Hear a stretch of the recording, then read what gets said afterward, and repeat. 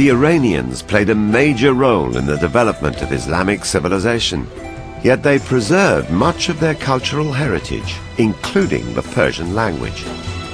As a result, by the second half of the 9th century, a number of local dynasties that emerged in the eastern part of Iran, mainly in the Khorasan region, became the proponents of Persian poetry and literature. This trend continued even when the Seljuks, a large nomadic clan of Turkic origin, pushed through Iran in the 11th century. They were eventually transformed into the rulers of a centralized state under the influence of Iranian administrative institutions already in place. All the politics, financial and administrative institutions had been created by the able officers, clergy and bureaucracy of Iranians. The top model of this was Nizam al-Mulk. His siyasetname became almost a constitution for centuries for Turks and other Islamic peoples.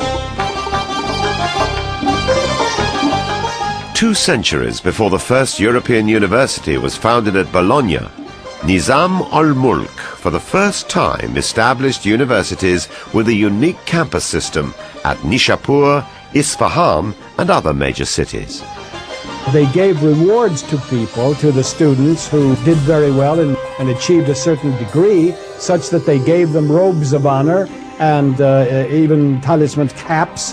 And I think that it's fairly generally agreed that this is the origin of the cap and gown which you wear in Western universities when you get degrees, when you finish your course of study, that it goes back for, well, almost 1,000 years to the East.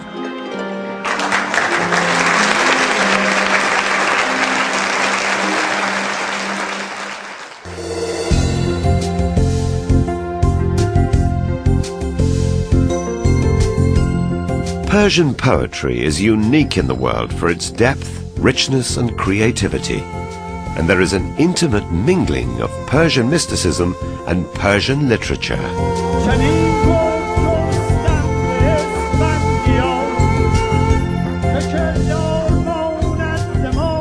The love for poetry is extraordinary, and there is no other country in the world that I know of which would have the same love for literature.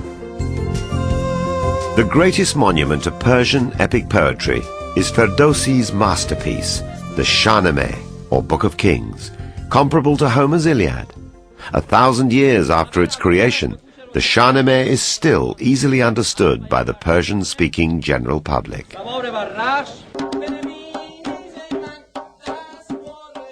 When I was young, and I was a classics major at the time, I loved Homer, I went to a museum and I saw the illuminations from the Shahnameh and decided any text that generated such gorgeous illuminations had to be read in the middle, which is why I've given my life to reading the Shahnameh.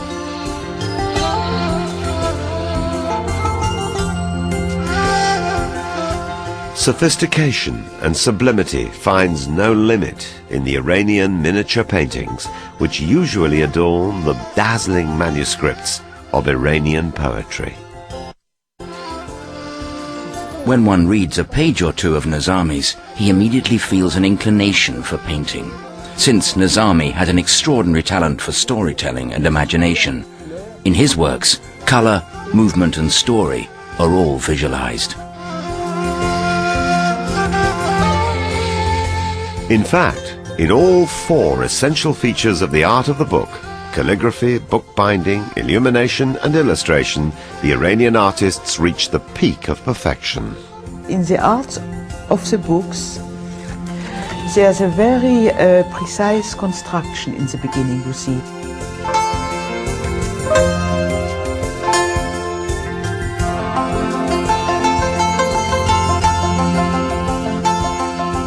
And in the ornamentation, you have a very solid preparation of a geometrical design.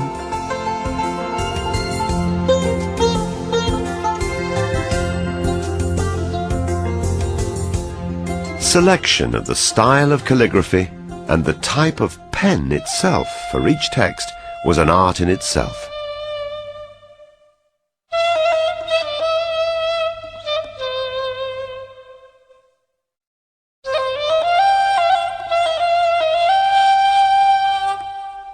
Another interesting art was Iranian bookbinding that was copied even in Europe.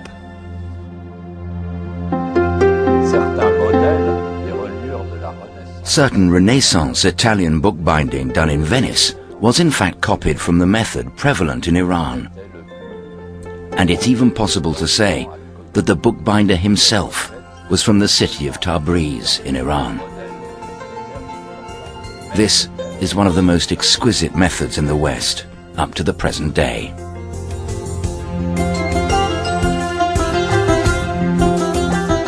Persian mystical poetry reached its pinnacle in the works of Jalal-ad-Din Rumi. Rumi's considerable intellectual and poetic skills infused his poetry with delight, ecstasy and spiritual zest. His greatest work is known as the Masnavi. He was a person who was a great scholar. It was almost all the streams of Islamic thought before him flow into the Masnavi, but transformed mystically.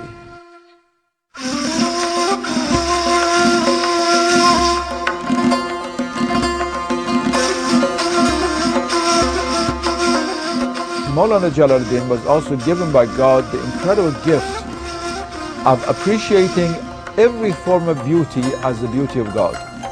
The famous hadith of the Prophet ﷺ, Allahu Jamilun yuhibbu Jamal, that is, God is beautiful and He loves beauty, marks the whole being of Jalaluddin.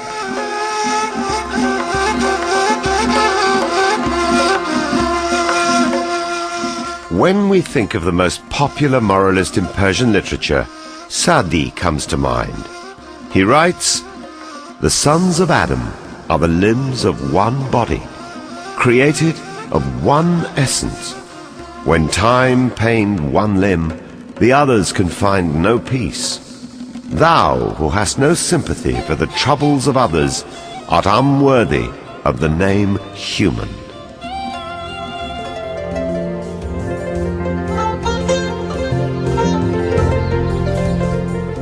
From India to the Balkans, the poetry of Hafez, the story of love, beauty and unselfishness, enjoyed great popularity. Hafez is the prince of Persian lyric poetry. He believed that man's selfishness is responsible for all his sufferings. Thus, egoism is the bondage from which one has to be liberated.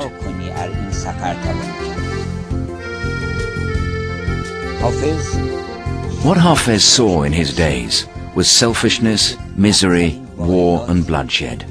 Yet, like alchemy, he transformed these inputs into golden melodies and spiritual taverns of celestial wine. Be a passionate pilgrim of the pass of love, and behold what blessings shall come thy way in this journey.